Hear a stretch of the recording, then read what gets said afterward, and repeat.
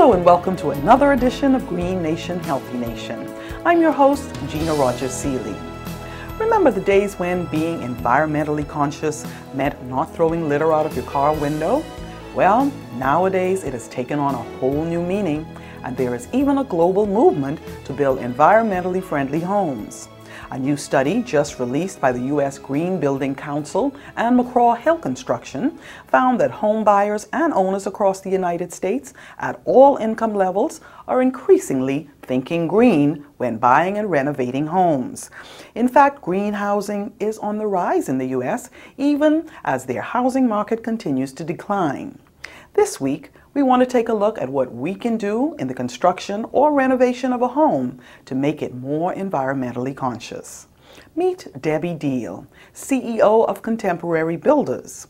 Debbie builds green homes, and she is now embarking on a journey to bring a totally green subdivision to Nassau. My partner, actually, she and her husband bought the property back in 1988. They didn't want to build out in that area at that particular time because there wasn't very much out there. With all of the other things going on now, the South Ocean Hotel and Albany, the timing was right to do a subdivision in the area. It was right to do high-end homes because there are no other building companies in the Bahamas that are building high-end homes. And there's no one building green homes. And it just seemed, with the fact that gasoline is so expensive, BEC is so expensive, men and women are both working. You know, it's not like nowadays where the man is working and the wife is home. Both are professionals. We thought it was time to introduce the green home because the green home not only has less impact on the environment, it also has less impact on the people who own the home.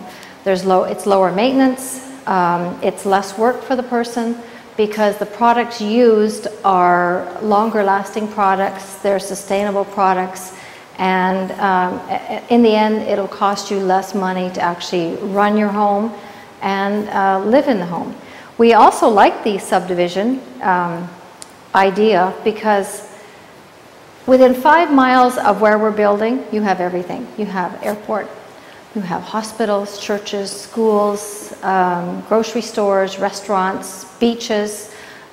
Still, the one beach that is left for Bahamians, Jaws Beach, is less than a mile away from the subdivision. So the location is also a very green location. When you talk about building green, it's not just the materials used in the house, it's also where you put the building, where you put the subdivision, how it relates to the community, how it relates to your living, how much gasoline you're going to need to get to all the different things that you need to get to on a regular basis. And the subdivision is actually a perfect location. If you go back 50 years ago, when our grandparents built homes, you would find that the homes were compact. They were probably maybe 1,000, 2,000 square feet, but they had everything. They had no wasted space. They had outdoor living spaces. They didn't have long, huge hallways that led to nowhere. You know, they really built to maximize the space. And people say to me, well, how can I ever lower my air conditioning bill? Well, the best way to do it is to build a smaller home. You don't need to have a 10,000 square foot home. You don't need to have a 5,000 square foot home. There's no reason you can't live in, you know, anywhere from 1,500 to 4,000 square feet, depending on your family's needs and, you know, what you might need for if you have guests or other family members living with you. So build as least as possible. And if you go on our website actually, which is www.southoceanpalms.com, you can go into the green appeal and you can also go into each of the homes. We have all of the floor plans on the website. And on the backs, we also have the interior and exterior appointments which show you the products that we're actually using in building the homes. But you'll see that the homes are anywhere from 1,900 square foot to 3,700 square foot, but they've been well thought out. I spent about 1.5 years with the architect going over these designs, making sure that they were perfect, making sure that there was plenty of storage space, good sized bedrooms, very efficient kitchens, the right amount of bathrooms, very little hall space, nice high ceilings, good ventilation, Windows in the right location. You know, we don't have garages that have no windows, so you have no ventilation. All of our garages have windows, so they're ventilated. You don't have to worry about so much about the carbon monoxide, which, you know, has been a problem in, you know, some places where people just close up everything and zap. You know, you're in the garage and too much fumes, too many chemicals, that type of thing. And we've been able to utilize this space and build high-end homes. Basically what I've done is taken products and ideas from homes that we've built in Ocean Club Estates and Lyford Key and put them in these homes, but not the price tag that goes along with it. Obviously here, BEC is our only source of energy for our home. Up until now, BEC also wouldn't allow you to use solar and sell it back to BEC.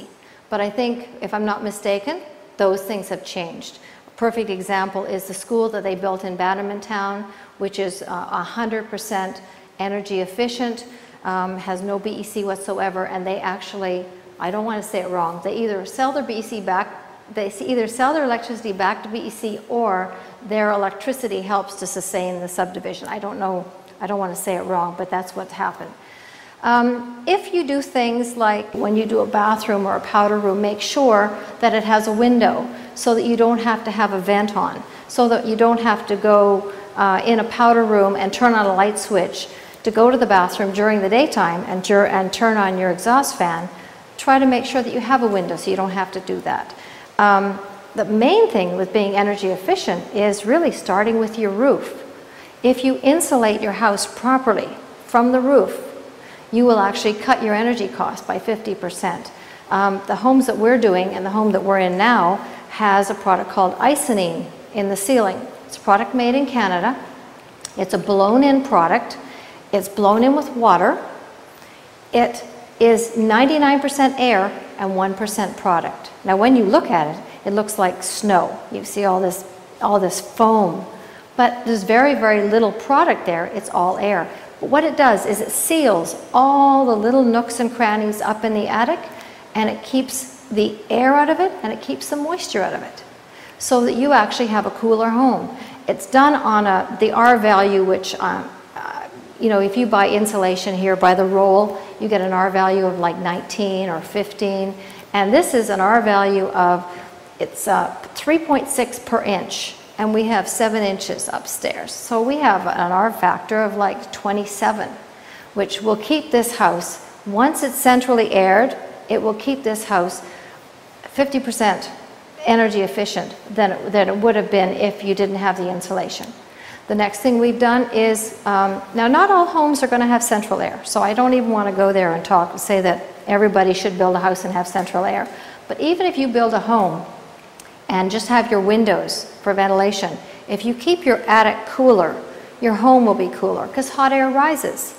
So if you have an attic, I think most of us have done this at one point in time, you go up to the attic in the summer and you lift your little attic piece and you move it over, and all this hot air comes out at you. Well, you can eliminate that. And when you eliminate that, you keep your rooms cooler so that the air blowing through your house will actually be more efficient.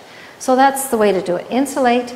Make sure you have windows on all exposures, north, south, east, and west. Don't eliminate any of them because you need windows for cross ventilation.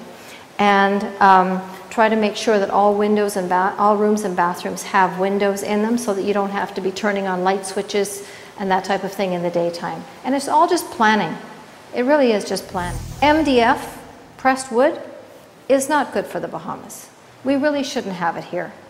You can go to any furniture store in Nassau, you can buy furniture that looks like wood, but it's not. It's MDF, which is maximum density board. What they've done is they've taken ground up wood and they've pressed it really, really, really hard, and it comes out to be a nice, strong, smooth piece of board, which if anybody who ever watches Trading Spaces, everything they build is MDF because it's easy to paint. But if you get water on it, it will expand to 2, 3 times the size. So it's not good for here. We have high humidity. We have threats from June to November of hurricanes. If you lose your roof, you don't want to have to lose your furniture. So maximizing resources. Using doors that are mahogany, cedar, or oak. Something that's going to last 30, 40, 50 years. Don't buy something that's only going to last you 2 or 3 years. You don't want to buy something that's vermin-proof and that the vermin are going to eat, like termites. And you don't want something that the weather is going to destroy. There's no point. If you're going to buy something once, why buy it again in 3 years, and then in 6 years, and then in 10 years? So everything you put in your house, if you buy the best quality that you can buy for your budget, and I don't mean, I'm not talking about high-end, really expensive things. It's just like the cabinets that we're standing in front of. These are solid wood cabinets. If you get a flood, your cabinets are not going to be destroyed. All you have to do is just clean them out and you're good to go. The countertops that we use are quartz, but it's one of the hardest minerals that there are. And it's not like granite, which you have to seal. Every 6 to 9 months you have to seal granite because it is porous. Things like red wine, that type of thing will stain it. You're not going to have that with this. We also use recycled glass. Recycled glass is another one of those products where it's mixed with an epoxy. You're using a recycled material, but you're using it for the better. It's something that is sustainable, it's something that's going to last, it's something that's not going to break. You're not going to have to replace it because it's going to damage. You might want to replace it because you don't like it anymore, but it's certainly not going to be because it's not a sustainable product. Same thing with your tiling. For some reason, some people have gotten away from using tiles. They put carpet. Carpet is nice. But we don't live in an environment where carpet is good. We live in an environment where we have insects all over, we have humidity, we have dirt and dust and sand, and ceramic tile or porcelain or natural stone is a better product to use in building because it'll last longer. If you want to put a throw rug on top of it, you can do that to get your soft feel, to cut the sound in your home, because carpets do help, get rid of that echoey sound. But to have carpet, again, you're going to be replacing that every 3-5 years. And again, that's a waste of money. And again, a green home is something that has the least amount of impact on the environment. And replacing carpet means that you have to keep making that carpet to replace it. So it's better to use one product and have it last for, 30, 40, 50 years, whatever the length of the house is.